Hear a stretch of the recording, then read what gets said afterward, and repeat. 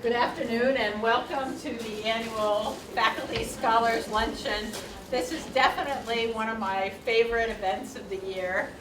First of all, it brings us all together for something substantive other than the typical content of faculty meetings, which is business-oriented, and this year hounding on admissions information. So this is a nice breath of fresh air where we get to talk about substantive issues. That's terrific. Each year, too, we put together this Faculty Scholars Luncheon booklet on the research activities, and I took it home last night and I looked through it. And when I do that, to see on page after page after page of the scholarship that comes out from this school, it's really impressive. So you work very hard, produce fantastic work, and this is really a day to celebrate that. So thank you all for the work you do, and particularly for your contributions in the fields of education and applied psychology. We really are doing a lot to make the world more just and to enhance the human imagination. I thought I'd also share a little bit of information. People have probably seen some of the announcements that have come out about rankings for this year, and I think it's great news, good news for the Lynch School. We have 15 years in a row being in the top 25 and nudged up one spot from last year. So we're number 23, and so as much as we're not fond of rankings in many ways, you look at that list and we're really in tough competition. So I think we really should congratulate ourselves and feel good. We're number 2 in New England, the top Catholic school in the country, the only Catholic school in the top 50, as a matter of fact. So that's very impressive. This year we did have some specialty rankings too. We're number 11 in counseling, the only number 1 school in Massachusetts, and the only school in Massachusetts and the only school in New England to be on the specialty rankings for counseling. So that's good.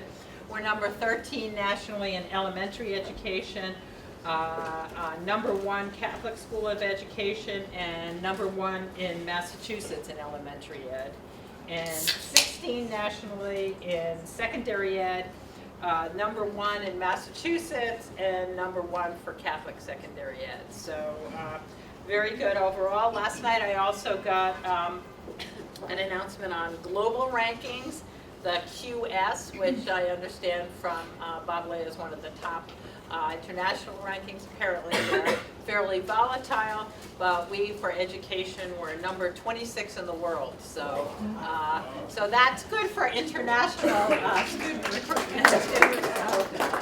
So we see from year to year, but it's we try to promote the news, so that's good. Also interesting this year, I always complain about the way they do the methodology for the superintendent's rankings. It's a little weird, but we went up from 24 last year to number 15 ranked by superintendents across the country. So I think it's the work that we do in the field gives us a lot of visibility in comparison to a lot of the other top-ranked schools. We're out there, we do our work in the schools. We got City Connects, the Practicum office, all of our collaborative fellows grants.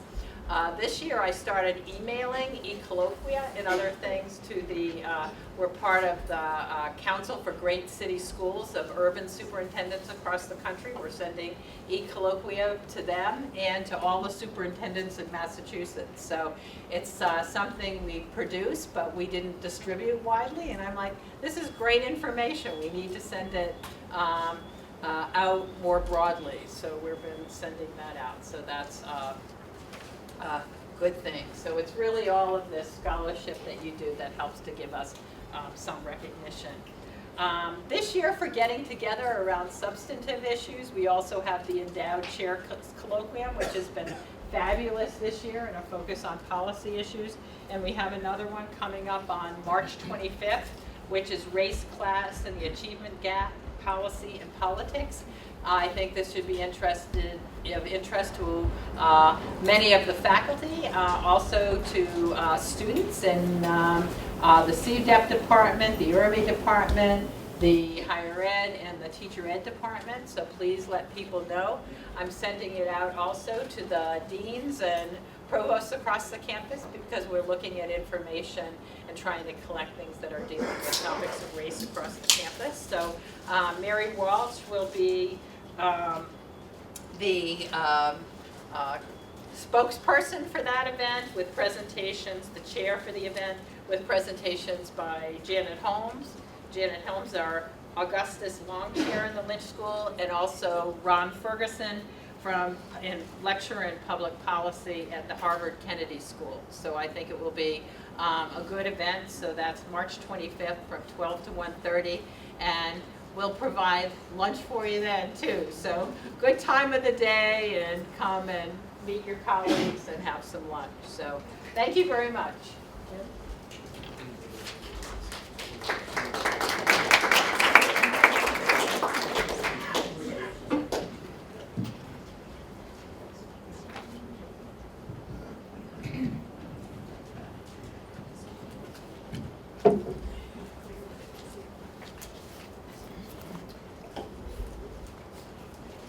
I want to welcome all the Lynch School faculty and our guests and to our 10th annual Lynch School Faculty Scholars Day, where we celebrate the scholarly work of faculty.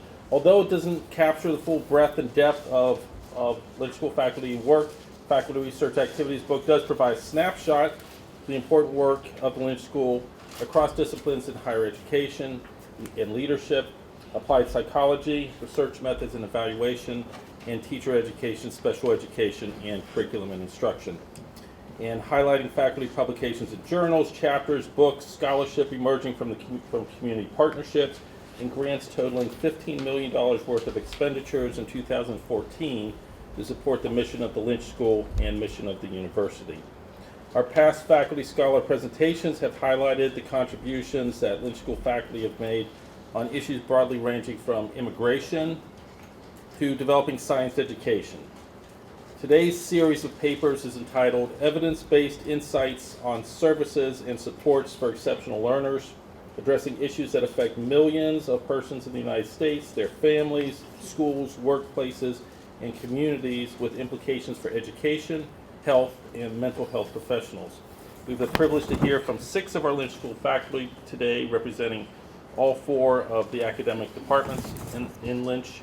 I told them I would do a group introduction for them today, as addressing their achievements individually would eat up most of our time for presentations. Let me just say simply that collectively they have authored over 300 refereed articles in the most prestigious journals in their fields, a dozen books, have been editors for half a dozen journals.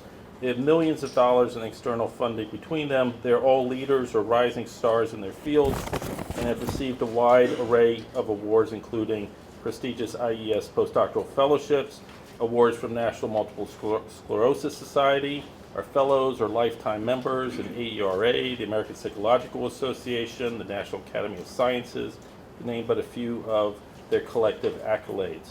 Their work takes them from traditional university settings to community and school settings, consultation with governments, and even one of our panelists having argued before the Supreme Court of the United States. In addition to all of the scholarly laurels, I can tell you, having read each and every course evaluation in the Lynch School for 3 years, that many of our presenters today are also our very, very best and most well-regarded teachers in the Lynch School. It is my pleasure to introduce to you today Professor Penny Hauser-Cram, Associate Professor David Scanlon, Professor Susan Bruce, Professor Mike Russell, Assistant Professor Kristen Batima Patel, and our discussant, Professor Diana Fullen. Please join me in thanking them for sharing their work with us today.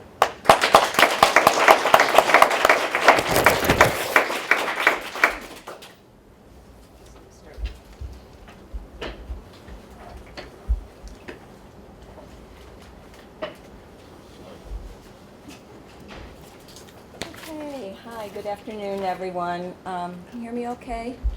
Yeah? Okay, great. So it's probably no surprise to you that I suggested we do this in order of development. So I'm starting with the infant and toddler phase in my discussion, and we'll be moving on up in a developmental trajectory. I'm delighted to have you have this opportunity to spend a few minutes with you talking about some of the more recent work that I have been doing.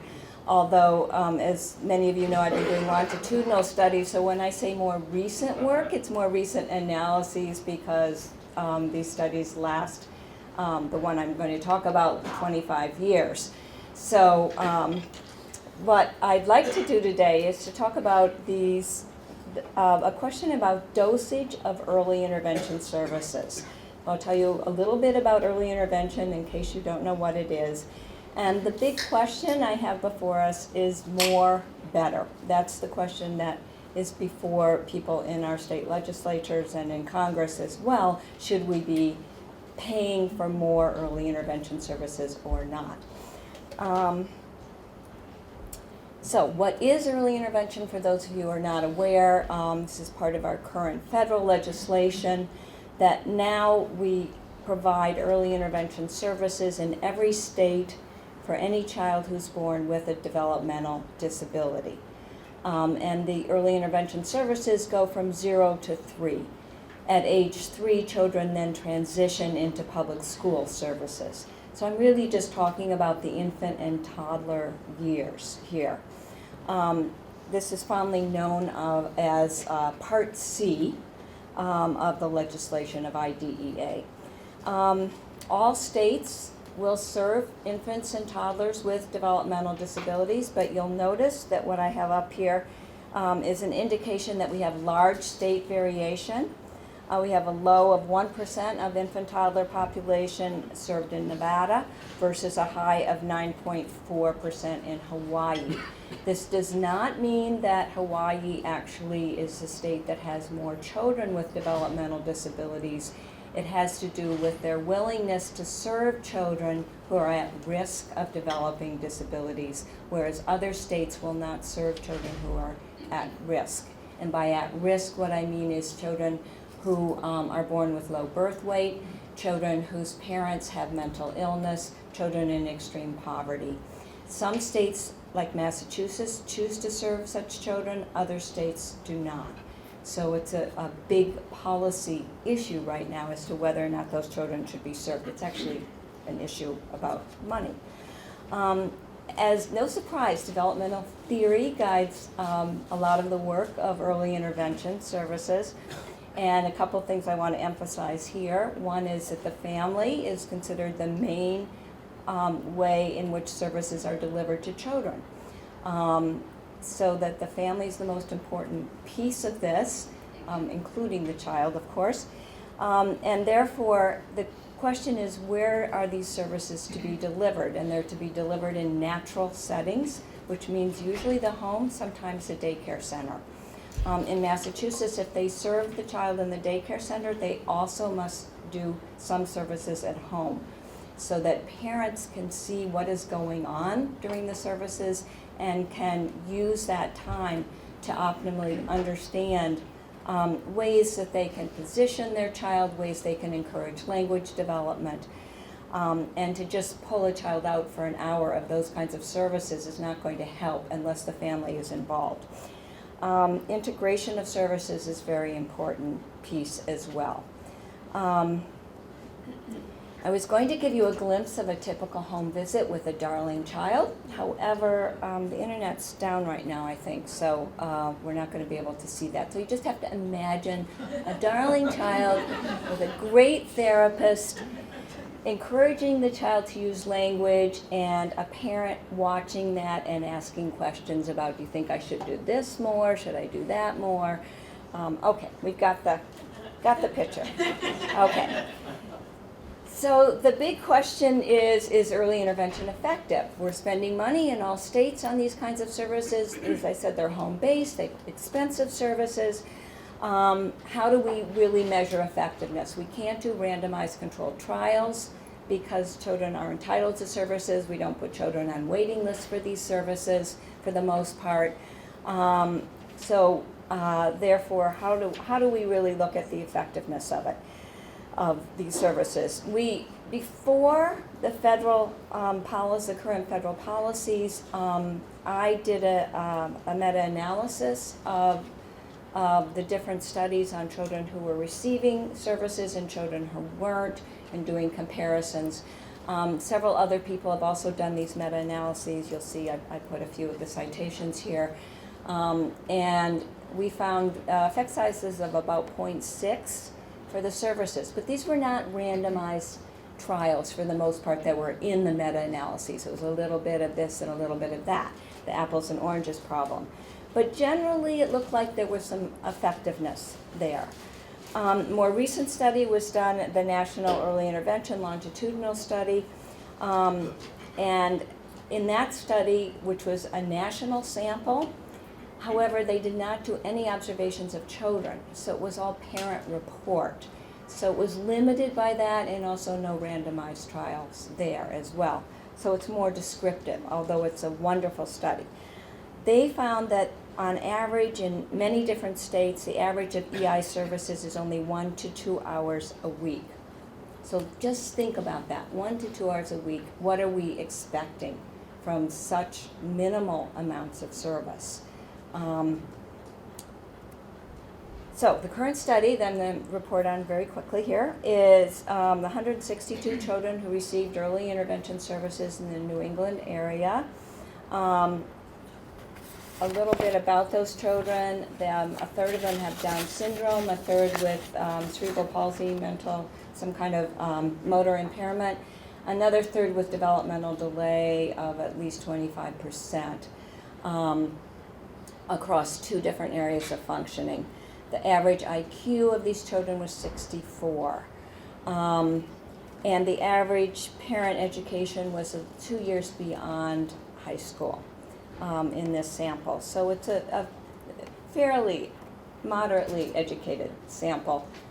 New England, largely European American families. So we looked at different service intensities, and we asked the question, we saw how much service these children received between the ages of 0 and 3, and then we looked at their trajectories over time to see if different numbers of hours of service made a difference in their trajectories. The outcome we looked at was the Vineland Adaptive Scales, which looks at communication, social skills, daily living skills. We measured these at ages 3, 5, 10, 15, and 18.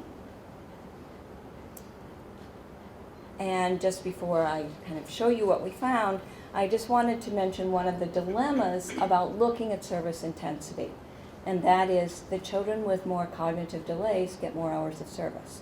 We would hope that would be true, we would expect that to be true, but if you're looking at hours of service and predicting outcomes, you can see the dilemma that you have. Children who get more service are those whose trajectories are not as steep as other children. So how do we deal with this? Well, we dealt with it analytically, which is not perfect, but the best we could do. So we looked at demographic differences in service intensity in the sample. We found that children with lower cognitive skills receive more hours of service, just as we had predicted, and in fact other studies have found that as well. We looked at family income, and this may be a little bit of a surprise. Higher income families receive more services. This actually has been true in a number of studies now. Higher income families are asking for more services, demanding more services, more sophisticated about services, are home when people arrive to work with their child, etc. We also found that children who are a little older, so older means between ages 2 and 3, received more hours of service than children who entered the system as infants. So we used all of that to create predicted values, and then we wanted to look at comparisons of intensity of hours of service. On average, these children received 7.25 hours per month of early intervention service. So again, we're talking about 1 to 2 hours a week, not a lot. Then we classified children as receiving 2 or more hours than expected, the expected number of hours, or 2 or fewer hours than expected. So we have 3 different groups we're looking at here, and we use the standard deviation to decide how we should cut those groups. Methodologically, we used an HLM approach, and we included EI dosage variables at level 2, and we looked at children in the expected group versus those that were higher or less than expected. So we have controlled for all of those differences that I mentioned originally in terms of both family income, cognition of the child, and age of the child. So what did we find? This says, I think you should be more explicit here in step number 2. So anytime you're looking at something as complicated as services and you're doing HLM kinds of models, it's easy to kind of get the fog here in trying to figure out what you actually did and what you actually found. So I'm going to show you that quickly. These are growth trajectories in communication skills. What we found for all 3 of these trajectories I'm going to show you is no difference between children who had average hours of service and those who had 2 hours less per month. However, what we did find is differences between those who were average or a little less than average and those who received 2 hours more. So the children who received 2 hours more of service have their trajectories over time. This is age 3 to age 18. These are the trajectories here. Over time, are higher.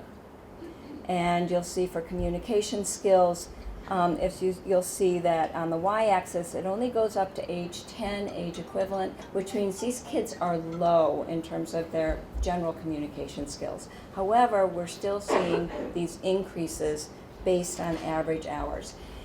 For socialization skills, you'll see that not only do we see increases, but we see a slight upward trajectory for the kids who receive more hours of early intervention service.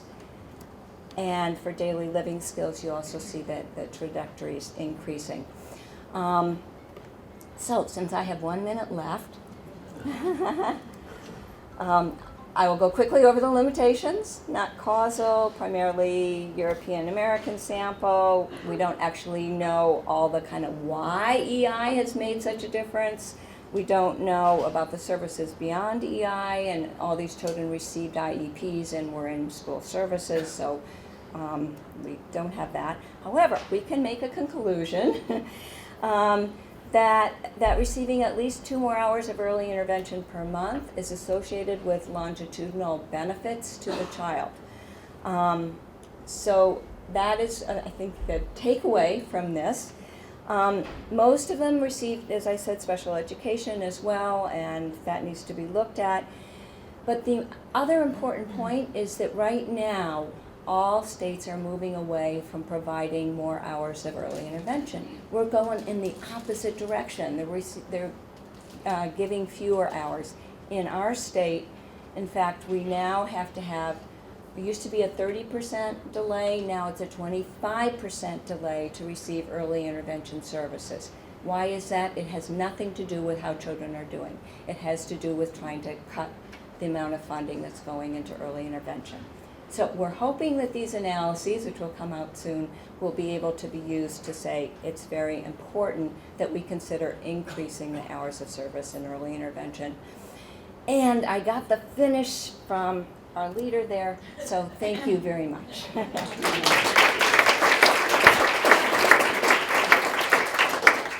wanted to say that we kind of had a series of short presentations and wanted to have a lot of people to have a number of our folks have a chance to speak. So we're going to try to, but I did save some time at the end, so if you have questions,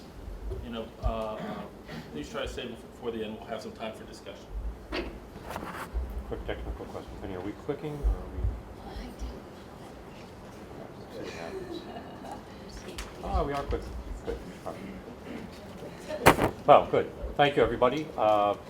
Appreciate you all being here, not being outside on the on the warmest day of the year. It was a long time coming. That's my introductory joke, because this project is also a long time coming. I was invited by the Ann and Paul Marcus Family Foundation to do a brief evaluation study of a speech and language clinic program for children, primarily who had Asperger's syndrome, and the Marcus Foundation thought this was a very effective program, and they simply wanted some scientific validation of that. Well, 5 years later, 3 studies following the initial one led up to the present study that I'm going to share with you today. So be careful what you ask for. So, very quickly, what led up to the design of the current study?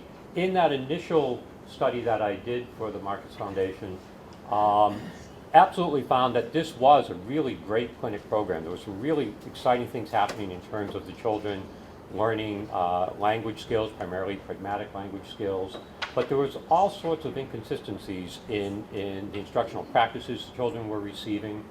A little bit of variation in terms of the curriculum. It was going to be hard to explain what was so great about this model if they weren't able to standardize the curriculum a little bit more. It was an interesting approach they took, where the children came in and had 45 minutes of one-on-one intervention with a speech and language clinician, followed by 45 minutes of small group extension and reinforcement of some of those skills that they had practiced one-on-one. So in looking at that, we came up with a way to study whether or not the children were learning the skills equally well, the rate at which they were learning the skills in these 2 formats, and also I was kind of interested in whether or not they were able to generalize their skills to the opposing setting. And what we found was that overall, the children were learning the skills more quickly in the one-on-one setting. Perhaps it's not a great surprise. But the skills, they did eventually learn the skills in the group setting, and those skills were more likely to generalize to the other setting. So it took longer, which is a common factor with children with disabilities, but there were stronger outcomes we found from group only. So we tried in our second study we got rid of the one-on-one interventions and compared data across the 2 sets of studies and further validated that indeed children were learning at similar rates and with similar quality of learning, better generalization effects as well. We continue to have problems with instructional variation, which led to my idea to kind of bring in some of my practices that I was more familiar with from my work in learning disabilities. And so we implemented some explicit instructional practices. And based on how fast I talk today, I may or may not go into some detail about what those are. But it's an outgrowth of direct instruction, but a little bit more relaxed than that. And we focused further on promoting the skills of generalization, seeing how we could enlist the parents at home to support the practices, as well as to become reporters on what the children were doing outside of the clinic setting. So that happened over the course of the next couple of studies where we refined those methods. Down here at the bottom it says, see if this is my pointer.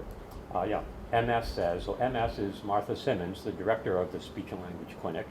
And Martha is one of those teachers who's got that certain something no teacher test is ever going to be able to assess. She's got that thing you can't bottle. When you see her teach, she's got it. It's magnificent to watch her. One of the great regrets in my life is I don't have any children with speech and language impairments, because I love to enroll in her clinic. She's that good. She's good. And one of the things she honed in on was from our conversations about skill generalization. The notion that these students really need to be taught a range of skills. One of the things we know from our research, as well as from much of the research literature on teaching social skills to children in this population, is that very often interventions focus on one or a few or very connected set of skills.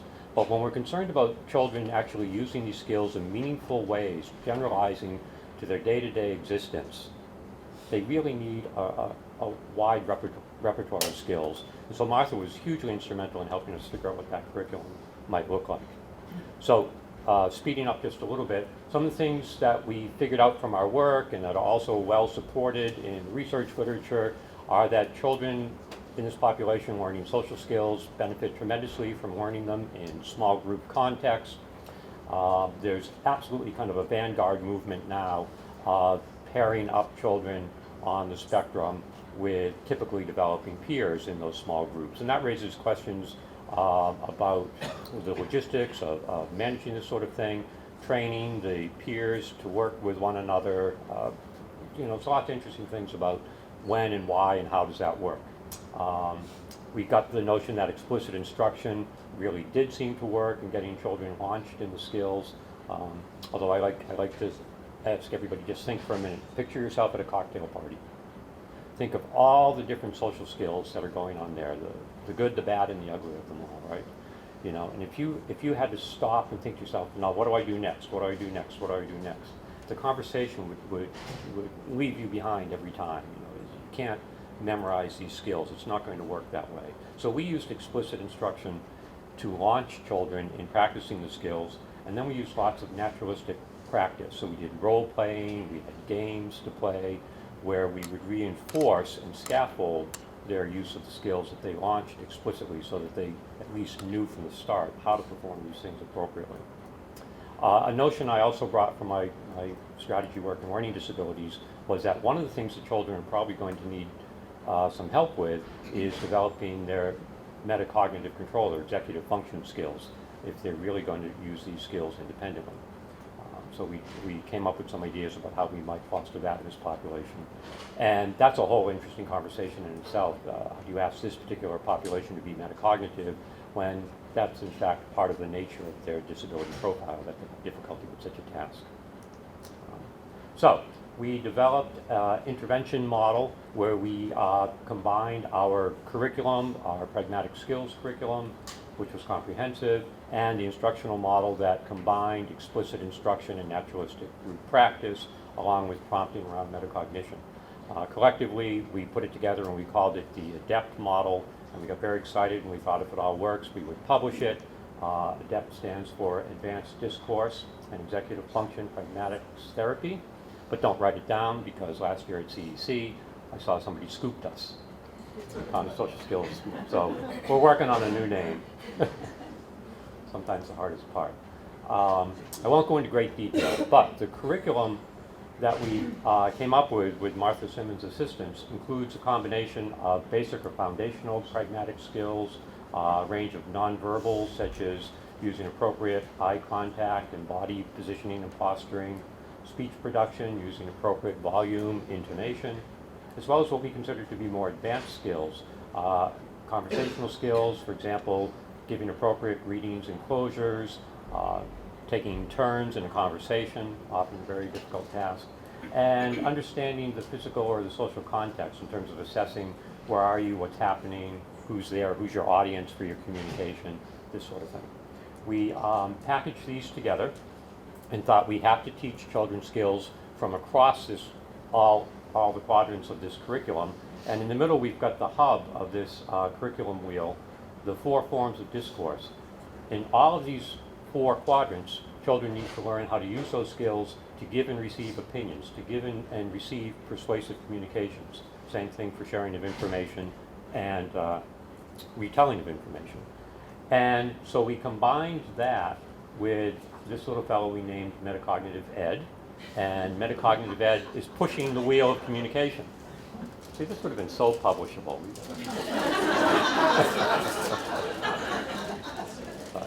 I'll skip over the explicit instruction steps, and if an opportunity comes along, we'll see if we can talk some more about those. But the objective of this study was an exploratory study, really, to see if we couldn't combine these different elements of emerging best practices for social skills instruction for this population. And if we were to be effective, we expected that they would develop proficiency, they would generalize and maintain skills in pragmatic language, which closely overlaps with social skills performances, as well as some executive function or metacognitive skills. All right. So the children in this study included 21 children with varying autism spectrum diagnoses, primarily Asperger's, high-functioning autism, pervasive developmental delay, and 3 children who had a diagnosis of a learning disability, all of whom had pragmatic language difficulties.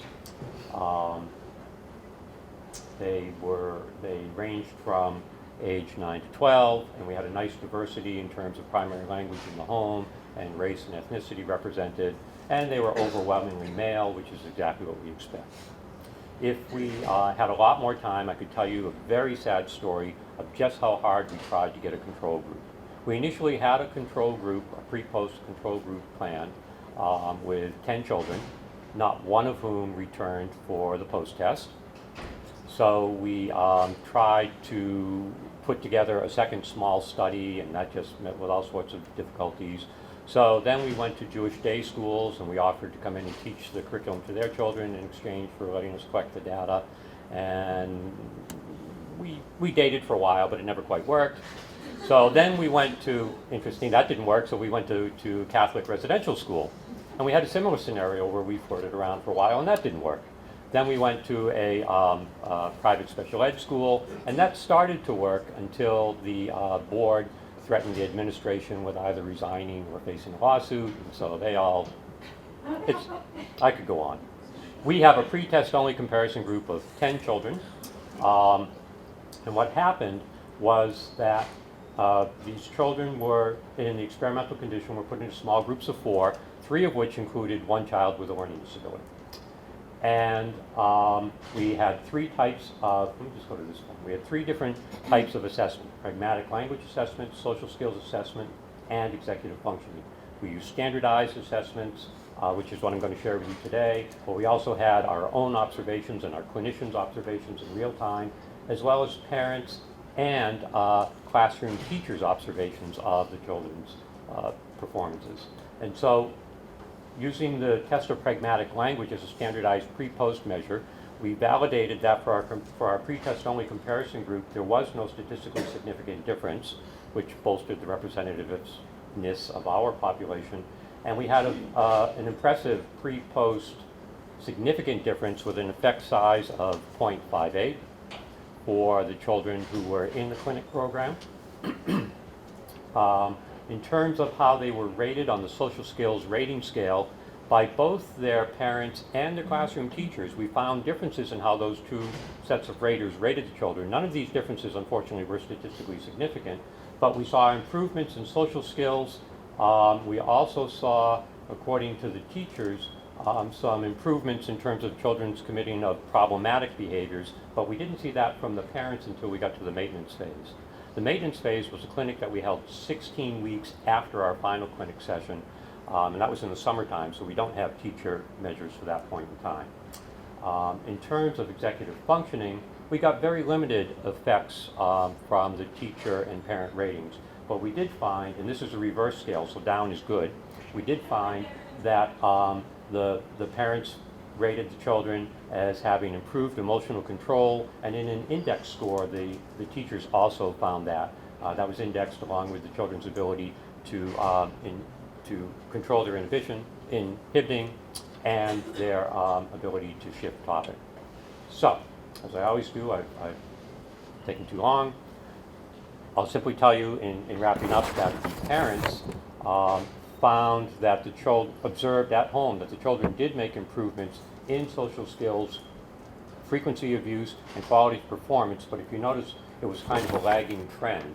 And this is very true of children with disabilities. I think similar to some of the things Penny was talking about, that you have to go a long time to get these kind of effects going. So we're very encouraged by what we did find. We declared the program a success, and now we have more work to do, primarily on teaching the children how to be more prolific in their metacognitive skills. So thank you, Jim, for iron time teaching.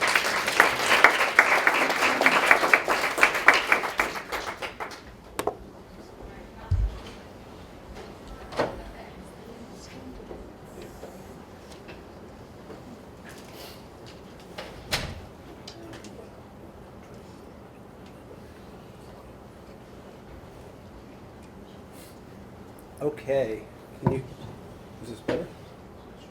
It's going to be really bad because I can barely talk right now, but. All right, okay, so I'm going to talk about a line of research I've been involved in for probably about 5 or 6 years now.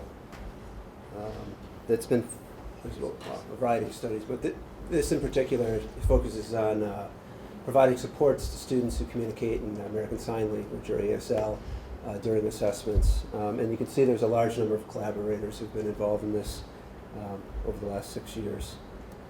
So just to set the context, the work was done in the context of large-scale state summative types of tests, the MCAS, the PARCS, the Smarter Balances of today. And the main focus was thinking about test validity and how to improve or increase test validity for students with disabilities, in this case, students who are deaf and communicate in ASL. And in reality, the primary issue that we were trying to address was removing constructs, knowledge, skills, and ability that were unrelated to what it was the test was measuring. So, for example, in mathematics, you're measuring math ability, you're not reading ability, or measuring reading ability, you're not measuring students' ability to concentrate for large periods of time and so forth. So we're trying to minimize the influence of external constructs, and particularly for students who communicate in ASL, they tend to read below grade level. In some cases, as they get older, it's well below grade level, 4 years below grade level by the time they're in high school. And there's a number of reasons for that, but I won't go into that. And so what we were trying to do is provide effectively a reading support in the context of math for these studies, in the context of mathematics studies. And really what it was an analogy to the read aloud supports that are provided to students who, for a variety of reasons, have difficulty reading. They may be dyslexic and so forth. In this case, the students communicate in ASL, they read below grade level, and they need reading supports. The way prior to this work that this was done is classrooms would have a local interpreter that would usually stand in front of a group of students, anywhere from one to a whole class of 20 students, and would interpret the test. And there's a number of problems with that. One, if you're thinking about a state standardized testing program, it's completely unstandardized because you have a different human in each context interpreting things sometimes very differently. Secondly, most of the regulations for test administration didn't allow interpreters to see the content before they're actually standing up trying to interpret it. So they're effectively interpreting on the fly. And in many cases, particularly when you get into high school, they're interpreting content that they may not actually be all that familiar with. So it's academic language, science, math, that they're interpreting on the fly. So that leads to misrepresentations or sometimes very large differences in how things are being interpreted across settings. As I mentioned, this is often done in a group setting, so if a student wanted something reinterpreted or re-signed for them, imagine you're in a test, you've got to raise your hand and ask in front of your peers for something to be repeated multiple times, and obviously that's problematic. And then unintentionally, there's a number of studies that have documented there's unintentional cueing that happens as a person's signing. Much like when you're reading something, you can kind of overemphasize whatever the answer is. The same thing was happening with signing. There's unintentional cueing. And so what we were trying to do is standardize this, provide individual flexibility, remove things like cueing and so forth. Oops, what happened there? So what we tried to do, or what we did, was a computer-based version of a test in which we were looking at, in this study in particular, we're trying to compare a pre-recorded human that was presenting the content in sign to an avatar that was presenting it in sign. We had done some previous work that was looking at a human versus the traditional interpreter and found that but depending on the age of the kids, there was no difference, or there was a slight positive difference for the use of the computer-based video version. The problem was it's very expensive to produce those a recorded human, and so we were looking at whether we might be able to use an avatar. An avatar you can produce for about, depending on a fifth to a tenth of the cost, and so that's really what we were looking at. So let me see if this will work. So I'm not going to play it because I know the internet's a little wonky, but basically this is kind of the way the interface would look. And there's a window popping up that would show either the human or the avatar doing the sign, and if you hit play, you can see the signing occur. That's kind of what the environment was. There's a number of different research questions. One was around the usability. We're interested in whether or not students, because we're effectively presenting three-dimensional information in a two-dimensional space, whether students were going to be able to understand ASL representations in video by a human as well as by an avatar. We are interested in whether or not students had a preference between the avatar and the human, whether there's any design elements, not just with the video, but how the video interacted with the test environment itself, that students either found favorable or unfavorable. And then finally, to a limited extent in this study, we're looking at efficacy, whether or not the use of either one had a differential effect on students' test performance. What is going on with this? I'm trying not to touch things up here. In the process, I'm messing everything up. So I'm going to get everyone sick. Sorry about that. So we worked with a few schools that service students who communicate in ASL, and there was 96 grade 8 through 10 students that participated. They were then randomly assigned to one of two conditions. They were all taking the same 20-item math test. Half the items were presented by the recorded human or by an avatar, and it was then obviously counterbalanced. So we were able to compare sets of 10 items.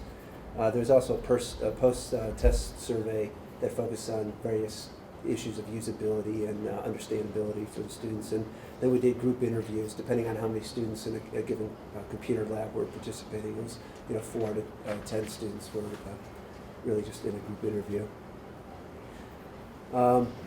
Real quickly, overall findings, we found that there really was no significant or practical differences in students' test performance between the two conditions when they were answering the two types of items, or the items as are using the two different ASL representations. That being said, performance was pretty poor as well. I mean, I think the average performance was probably 37-38% across those two conditions. So there wasn't really a lot of room to find differences. The students preferred the human over the avatar, but a large percentage of them, like 70, I think it was in the 70s, said that if they had to use the avatar, that would be acceptable to them. So that was interesting. And it's particularly important because the adult population were very averse to the avatar. They just thought, and they still are, there's a huge fight about whether or not avatars should be used to represent sign. But the kids generally didn't find it to be a huge issue. However, they did find that some content was difficult to understand when the avatar presented it. In particular, the avatar tried to mimic lipping, and they found that to be completely useless. They didn't get any meaning out of the mouthing or the lipping that the avatar was doing. In addition, in terms of design issues, we had initially designed this to mimic a read-aloud where content is being highlighted as it's being read. So we are highlighting content, sentences, as they are being signed, and students found that very distracting because you have a video over here, you have the text over here, they're watching it, and all of a sudden they see something over here, and so their eyes are distracted. They didn't really they didn't care about the relationship between the text and the video. They did like, though, that you could go and click on sections of text, and then it would go to that section of the video. So they liked that link. They just didn't feel like they needed to know which text was being presented to them as it was being presented. And then they also noted that some of the translations were confusing. They just, even though we spent a lot of time and care with the translations, they still found some of them confusing. So in terms of kind of the impacts or the longer term outcomes, it's led to a number of additional follow-up studies that have looked at different design implementations and effect on different translations of text to ASL. It's also, because of the consortium work, the Race to the Top Assessment Consortium work, it's led to these development, particularly with mathematics, around guidelines for how you present different mathematical content in ASL in an assessment context. And that's really powerful because it's now being used across, it's probably about 35 or 40 states now. So we're trying to get standardization, at least in an assessment context. There's problems there, though, because in the classroom, particularly as you go to different regions of the country, they do use different signed representations for different content. And there's effectively almost like a different dialect that's used. So it still creates problems in those regions. You're using one kind of national standardization that isn't necessarily consistent with what you've experienced in the classroom. There's also been a methodology developed for developing ASL translations. It's an interesting conversation when you talk to the ASL community, the math content experts, and then the assessment community. They all have different priorities. The ASL community wants to do things the way that the kids are accustomed to doing it. The math content want to be pure to the math, so they want to make sure that the way you're signing something is actually using mathematical concepts and language and terminology. And sometimes that's a conflict. And then the assessment people are really concerned about validity issues and making sure that when you do a representation, it isn't unintentionally cueing. So for example, if you have a question around how many sides does a quadrilateral and a rectangle have, and you're signing a rectangle, people feel like, oh, you're giving me a clue there. So there's lots of interesting conversations. So, it's interesting though, the ASL people will argue, well, if it's quadrilateral, if you know anything about language, you know it's 4. Right? So what's the difference? So anyways, it's interesting conversations that happen in there. So we've developed a method that uses teams of 3 from each expert from each area to develop it and the translations. And then finally, we've seen adoption of this approach of embedded human in large-scale assessment. As I mentioned, both Smarter Balance and Park are doing this for the population of students.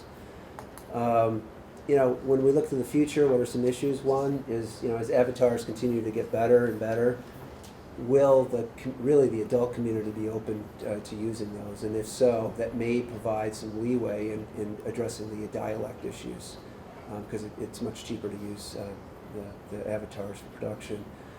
There's still area for improvement in the guidelines themselves. There's been no guidelines developed for science content, and obviously Science Next Generation standards and assessments are going to be the next big issue out there. And even though that we have this methodology now in place that's using this team of 3, it's still expensive, cumbersome, and takes a lot of time. So I think there's areas, opportunities to improve the efficiency with which the content is actually developed. So I'll stop there.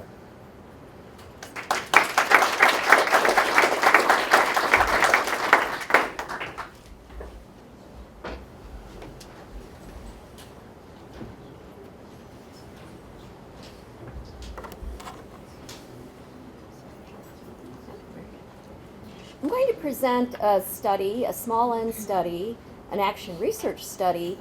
Oh, I need to adjust it because I'm short. Sorry. All right, is that better? Okay, I'll scoot over a little bit too. So this presentation is about a collaborative action research study on the topic of positive behavior supports with children who are congenitally deaf-blind. The professional team involved 3 classroom teachers who were all well-seasoned, at least 8 to 20 years, I think would be the range, a psychologist who had specialized training in cognitive behavioral therapy, which is known as CBT, and also how to adjust it for individuals with intellectual disability, a teacher liaison, and myself.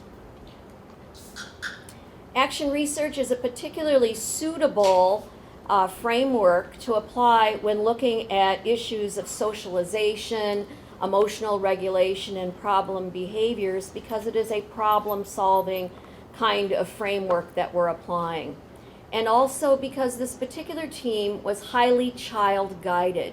So they weren't all that much into behavioral theory as much as they were into more constructivist and child-guided approaches, and had the desire, a very deep desire, to understand the behaviors and how to help children to feel more comfortable and secure in their day-to-day lives at school. So what are positive behavior supports? Positive behavior supports emphasize the idea that we should be proactive, not simply reactive, to the behaviors that children exhibit that we don't appreciate. So the unwanted or unappreciated behaviors, I often call them. But positive behavior support recognizes that each of these unappreciated behaviors hold a distinct purpose for the child, although we may have difficulty figuring out what that purpose is, especially for children who are pre-linguistic or early linguistic, like many of the children in this studies. Positive behavior supports are grounded in functional behavioral assessment, which means we get at the why behind the behavior. So if you understand why someone engages in a behavior, then maybe you can support them to adopt a new method to achieve their goal instead of extinguishing it, because when you extinguish it, a new behavior will pop up instead to replace it to accomplish the same goal. So PBS includes things like engineering or arranging your environments carefully to keep people emotionally comfortable, controlling the level of stimulation so it's not too low or too high, and also, this is really critical to me because I think a lot about communication intervention, that we must teach replacement behaviors. So we might teach a child a specific communication behavior to replace hitting a peer, for example. This approach, PBS, is not new, but it's highly respective of identities because it looks at what the behaviors are for each individual student. It is also a kind approach based in humanistic values, that we care about what these behaviors are to each individual, and that we feel empathy to their discomfort when they're engaging in these behaviors and want to help them to achieve their goals. In this study, the team, this whole topic was chosen by the educational team, by the way, and then they chose further to focus in on 3 areas: adult use of language. So this is what adults said, what adults signed, the specific words they used, and also the intonation and expression in sign and voice. Environmental engineering and sensory sensitivities. Children who are congenitally deafblind are loaded with many sensitivities that may be tactual, auditory, visual, olfactory, really across modalities. The CBTA elements that we applied varied by student because their level of communication and language varied, but we did have linguistic children in the study. So things like cognitive rehearsal through social stories, role play, very carefully orchestrated systematic desensitization, which means repeated exposures. You may have even seen some of that applied with adults on TV shows. So that kind of gives you an idea, I think. And cognitive restructuring. Of course, our overarching concern was what impact will these positive strategies and supports have on the behavior of the students. We looked at the 3 areas, and we also looked at what was preventative and which of the positive supports that were individualized to each child were effective once some sort of an explosion started to occur. So these were 7 young adults who are deafblind, 18 to 21 at the inception of the study, much older than the children I normally work with. 5 of them, interestingly, have a rare syndrome called charge syndrome, which is associated with extremely high levels of anxiety. These children are uncomfortable much of the time. It was a collective case study and used grounded theory elements. Our data sources were teacher journals. We collected over a 6 to 9 month period of time. There were also contributions from the paraeducators. The 6 to 9 month period was because some of the children actually transitioned into adulthood during the study, so that threw things a little bit too because that was extra anxiety in their lives. The observational data was quite interesting. We actually armed each teacher with a flip camera. And since they already knew which transitions tended to be problematic, which classes, which people tended to be problematic when they were around the student, they would flip the camera on. So we were able to capture this positive behavior support strategies when they worked, and we also captured explosions. And the negative videos of children, the way we handled it with the IRB was to ensure them up front we would destroy those after viewing so that we wouldn't put children and parents in an embarrassing or compromising position. We had individualized behavior sheets based on the study goals and what we wanted to measure, and also individual behavior sheets from the psychologist for those kids that had behavior plans. We also had monthly meetings to develop a profile on each child. We thought we would do 3 or 4 profiles in a several-hour period, but we terribly underestimated it and found that we wanted to focus on 1 child at each meeting. And it wasn't necessarily a child in crisis, but the team nominated who they wanted. So sometimes we did it that way as we worked through the kids that we needed to address. So constant comparative, open coding, axial coding, and in vivo coding.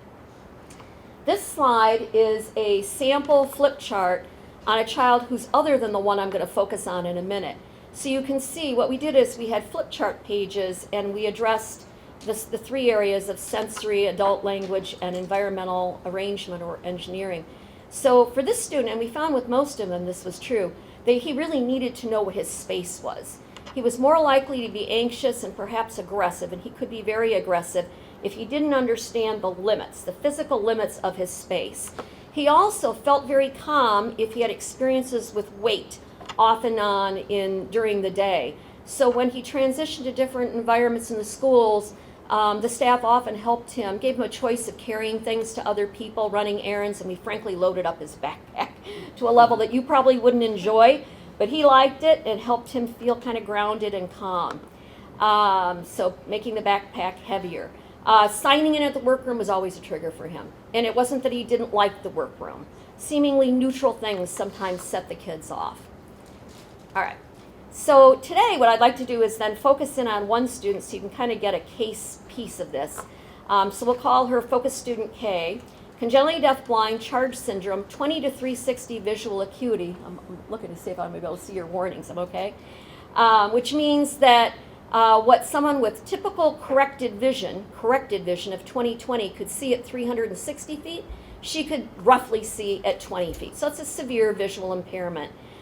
She also had field loss, which meant she sometimes didn't catch things that were going on in the environment, and a moderate severe hearing loss in both ears, but with amplification, she was able to hear most speech, except when the background noise went up, and you'll see that hopefully we can get the video to work. And she was linguistic. So I wanted to share with you, by no means her most troublesome behavior to others, but a very interesting behavior that I've never seen before in a child. So she had, like many of the kids, repetitive conversations, which you might think that's no big deal compared to being hit or kicked, right? Not a big deal. But if somebody tries to engage you in the same conversation 10 or 20 times in a day and you teach that child for 3 years, it becomes really, really irritating, right? So her big thing as a young child was Bob the Builder. And then she shifted to the Wizard of Oz. And she would entrap people. So she might go up to Jim and say, Jim, you're wearing a red tie today. Okay? And then she might try to evoke some response from Jim. And she knew to even pause to try to engage you in this. And before you knew it, you'd be off and running talking about ruby red slippers. Or she would get you engaged through yellow, or she might go up to Audrey and say, Audrey, do you like shoes? And of course, Audrey's going to say, oh, yes, I really like shoes. Do you like red shoes? Oh, come to my dorm and see the red ruby slippers. And then this would go on, and you'd be entrapped. I thought of it as sort of a verbal chess game because she could think 2 or 3 steps ahead to entrap you. And I had never seen that in any of the students I'd worked with. So they worked a lot with her to address this, about talking about what was real and not real. But it was interesting in one of the journals that one of the paraeducators suggested that she thought perhaps the yellow brick road was a metaphor for her life. Because she also called, I thought it was very profound, she also named people. So, teachers that were a little squirmy and she could intimidate might be the lion, right? And then certain people got to be the wicked witch at times. So she did characterize you according to the characters in the movie, which was pretty interesting. Some other things about Student K. She needed a well-defined face, and you did not want to assist her into a crowded elevator. She was going to smack someone for sure. So she only went on an elevator when there was only like 1 or 2 people there. It was too stimulating. And then other things on the side. I want to have a chance to see the video. She was upset by loud noises. She could handle breezes outside, but would become extremely anxious by the feel of breezes when she was indoors. You don't want to touch her lightly.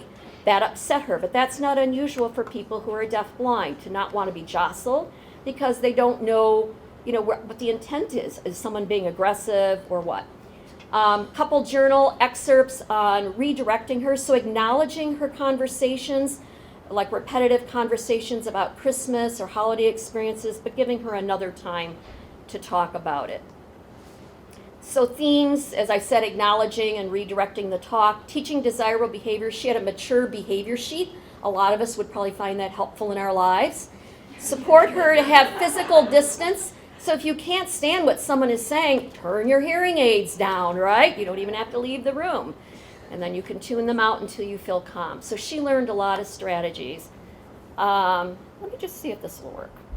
I have to drop I might need you, Stephanie. I think so. Can you come up real quick? Can we show the 2-minute video? Sure.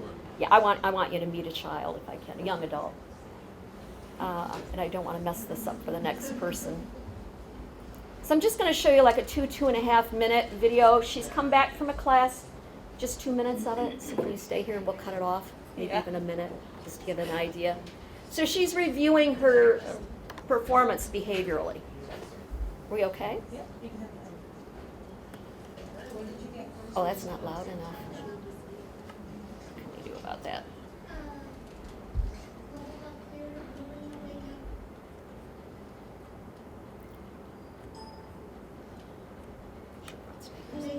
Oh, okay. They can hear that. So you go over your check sheet? Alright. So let's see, did you respect others? Yes, I did. Did you? What does that mean, respect others? Personal space Mm-hmm. and Being gentle with don't people, touch right? anyone.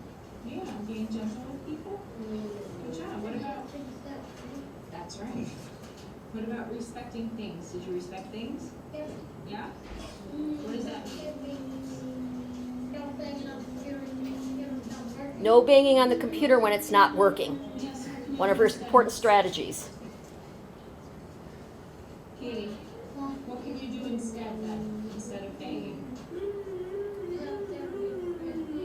Yeah, or you could ask. I think the volume staff isn't good maybe enough. to help Yeah. fix that. You can't hear that back there, can you? And how about following directions and participating in the activity? Yes, that is listening to the teacher. Okay, I think that kind of gives them an idea. Can you put us back so that we're And how about, lined up for the next person? um, Thank you.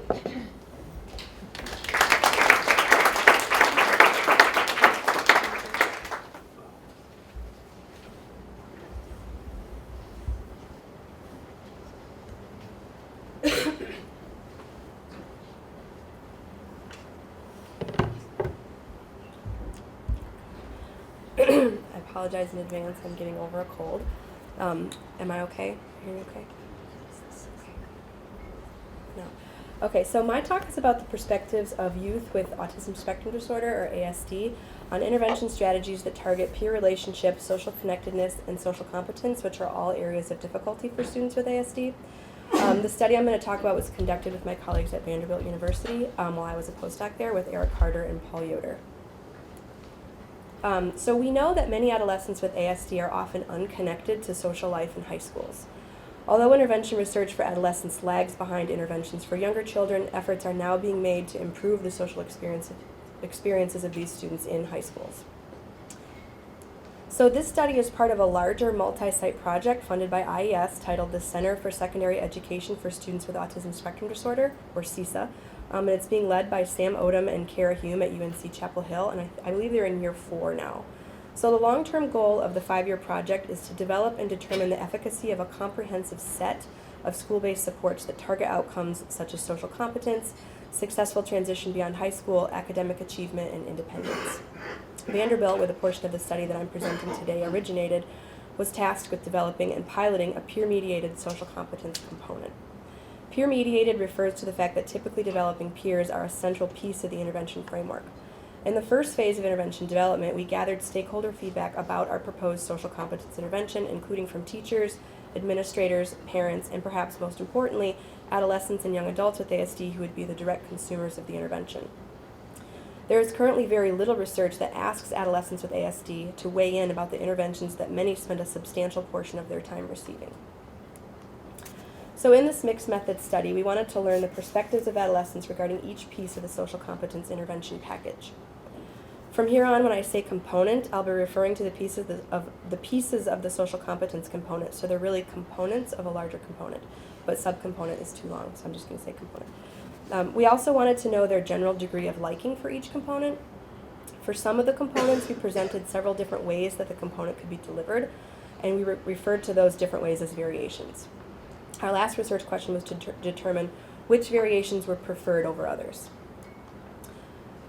So to answer these questions, we interviewed 33 individuals with ASD between the ages of 14 and 24.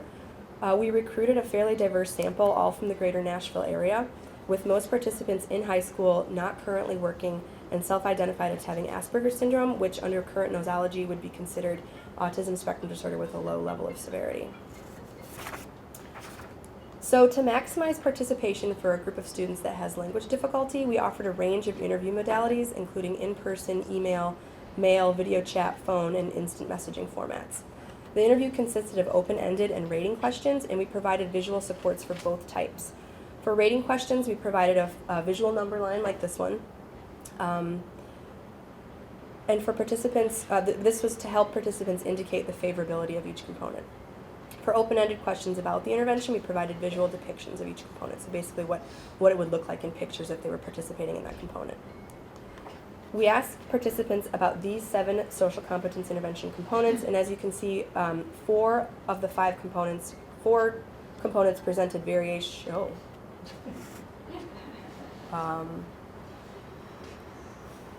Jim's breathing out loudly. Should I really race through it? Go quicker. Okay. 3 minutes. I guess I'll just keep going until it crashes. Okay, so these are our components. 4 of the 7 had variations on the way that it could be delivered.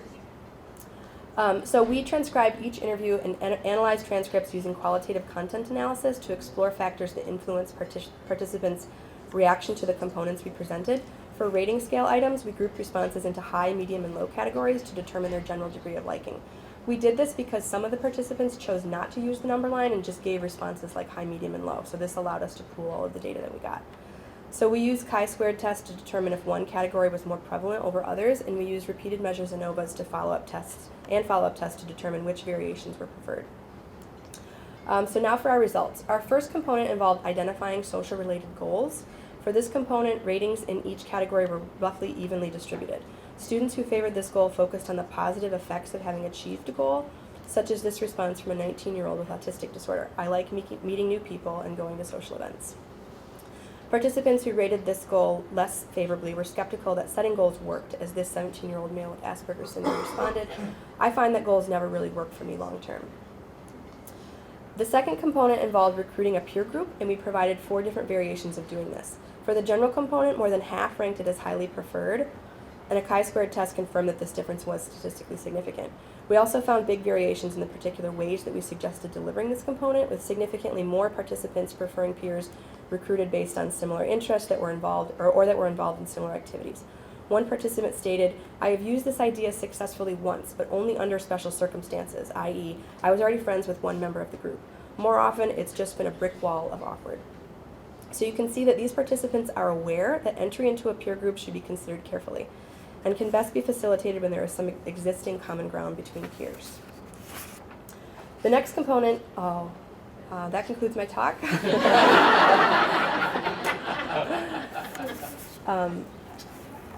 They're coming with the Okay. plug, so. I guess I'll just keep going.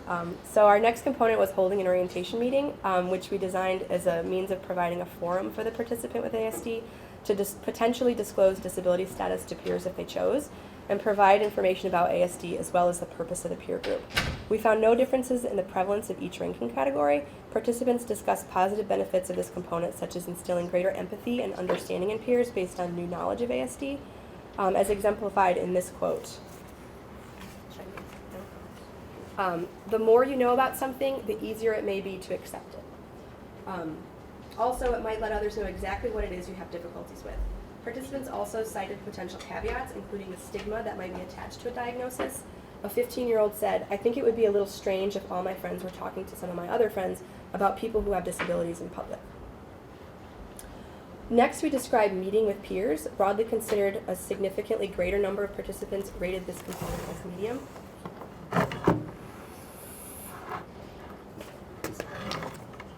This is so facilitative of scholarly discourse. Huh?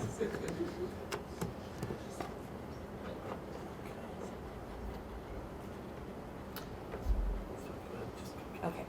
I could probably. Luckily, I am not savvy enough to not have notes, so here.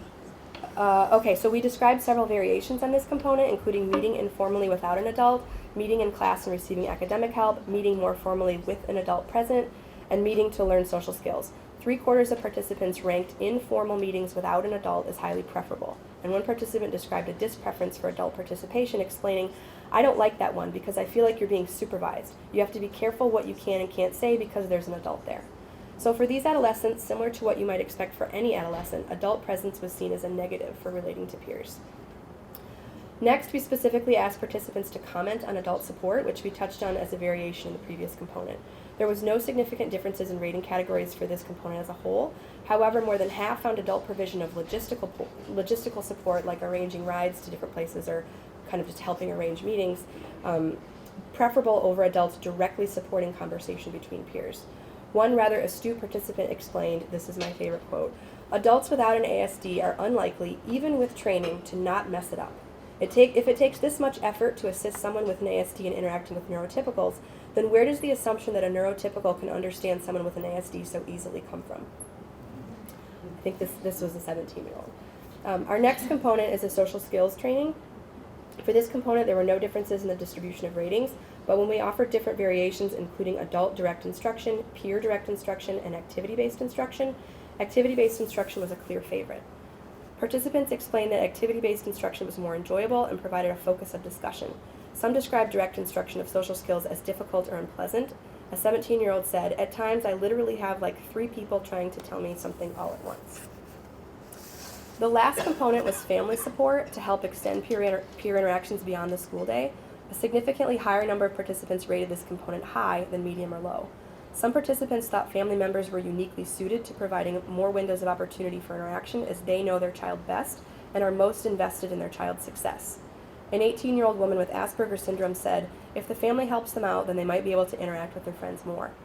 However, others thought parents were uniquely suited to stilting independence, such as this 16-year-old male with Asperger's syndrome who said, "Because my family, they think they know what's best for me, but they won't just let this little birdie spread my wings and fly away. I mean, I'm ready to be on my own, they just don't see that yet." Several important themes arose within and across components that have clear implications for intervention research and practice. Future work should consider the role of the adult in adolescent social life.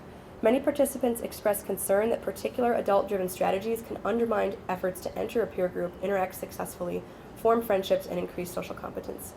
Our sample of participants appeared well attuned to the fact that adolescence involves distancing from adults and creating peer group norms independently from adult expectations. They also suggested that while adolescents with ASD may sometimes do it wrong when attempting to connect with peers, adults might do it more wrong. Second, future research should consider the mode of social competence intervention delivery. The youth in our study described activity-based learning as a more enjoyable and authentic format for learning. Lastly, peer-mediated intervention work in high school should seek to understand how individuals with ASD can be supported in successfully and appropriately gaining entry into peer groups in high schools, with an especial focus on capitalizing on any existing ties to peers that students may already have. And most of our sample did report having such ties. Issues of disclosure should be thought through carefully and led by the adolescent involved if disclosure is deemed beneficial. Worries about the negative consequences of disclosure should prompt educators to consider whether a culture of inclusion is fostered in their school, and measures apart from direct work with students with ASD should be taken so that the general student body is more accepting and appreciative of difference in all of its forms. In conclusion, the participants we interviewed showed a diverse range of preferences when it comes to peer-mediated intervention strategies aimed at improving their social experiences. Recruiting peers and involving the family were highly favored, and meeting with peers received primarily medium ratings.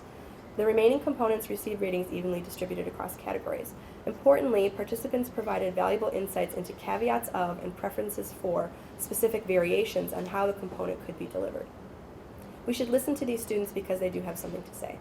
And if you're interested, the work stemming from this project was just it was just accepted to Autism and should be out shortly.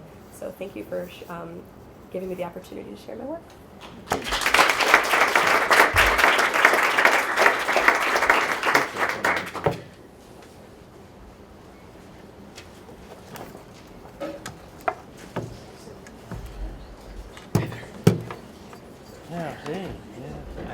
Yeah, we grabbed another. I don't even know how to turn this. So she's. I'll take. I'm gonna take this.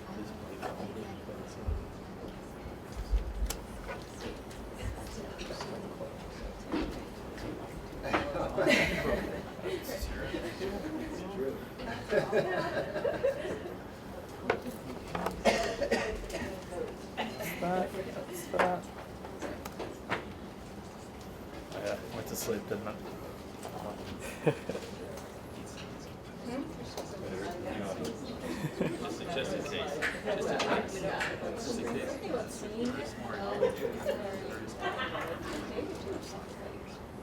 All right. We're all set for this side here? Or No. Go do it again. Do it later. Here you go. slideshow? Okay. We've been rescued. Good grace under pressure, Christine, especially in this crowd. I'd like to thank our colleagues for their hard work and for their presentations.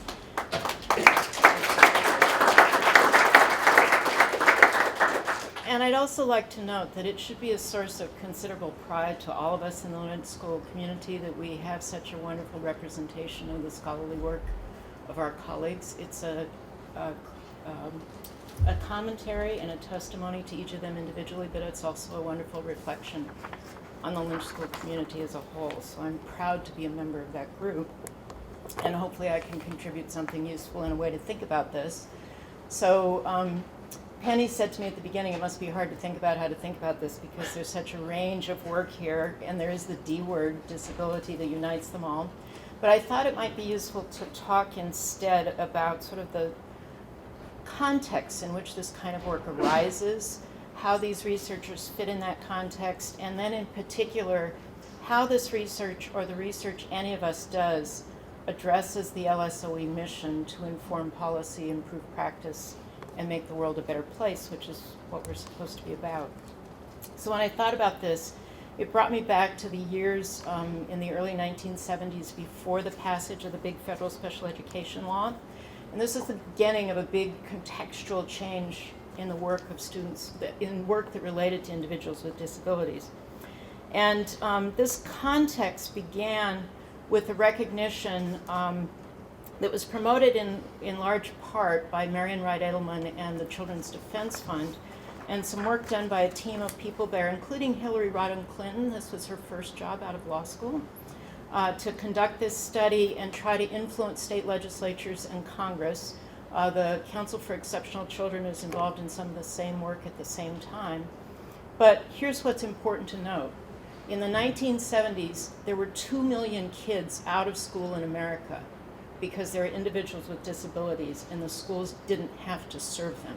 So a lot of the populations that we're being talked about today involve individuals who were by law excluded from educational opportunity, and it was within the power of a local school superintendent to certify that those children didn't need to receive an education. That was in some respects a long time ago, but in some respects that's not much time that's passed at all to bring us to where we are today. So when we go from an era in which there weren't even obligations to provide compulsory education for this population, how did we get to be where we are today? Well, one of the things that happened was those advocacy efforts on the part of political advocates, community organizers, the Council for Exceptional Children, prompted Congress in 1975 to pass the federal special education statute that's been referred to here several times already. This provided federal funding to support educational opportunity for individuals with disabilities. It attached some substantial provisions about both procedural protections for individuals, but also the substance of what needed to be provided to this population to afford them an appropriate education. And in part, this statute was research-based. It was driven in part by the work of researchers like Maynard Reynolds at the University of Minnesota, who'd done work on alternative services, avenues of service that led to the least restrictive environment in the federal statute, for example. This was an enormous policy and legal breakthrough, and also an enormous civil rights breakthrough for these populations. It was an indicator of an instance in which research might play a role in the world in changing law and in changing practice, but there were still many loopholes left and there was still much research to be done. There's still research to be done, as my colleagues indicate. This federal special education law has actually been rewritten by Congress several times. It's actually grossly overdue for reauthorization right now. Of course, we all know what isn't going on in Congress, so the odds of something happen are perhaps limited. But each time the federal special education law has been rewritten, Congress has seen fit to ask researchers for input on how the law should be written. This is an unusual representation of legislative willingness to listen to the scientific community.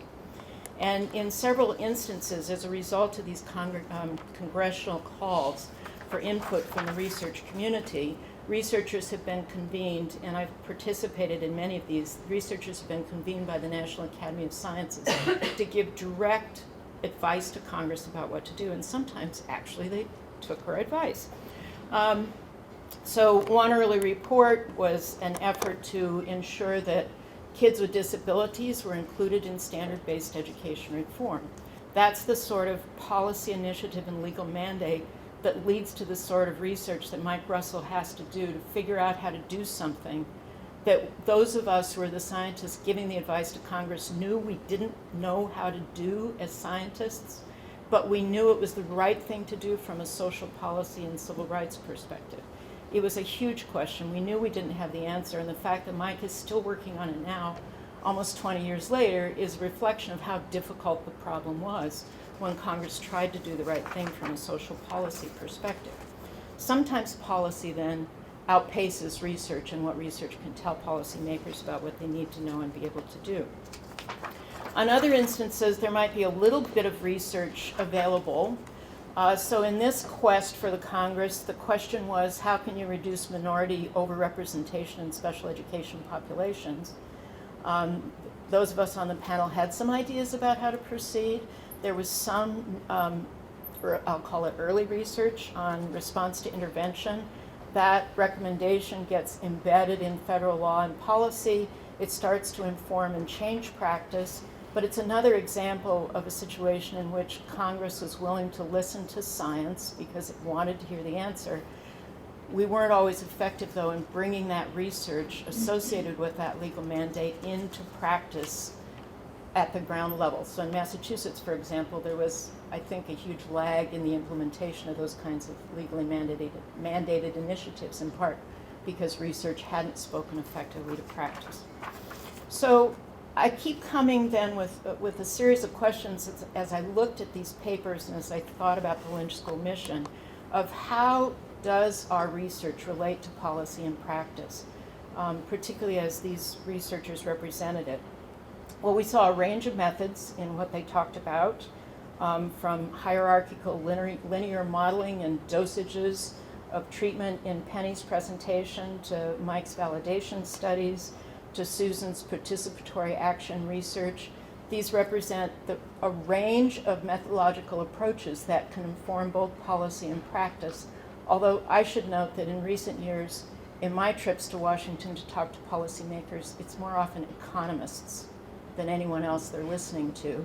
And we don't have that represented in this panel. We actually don't have that represented in this building, which is an interesting thing to ponder.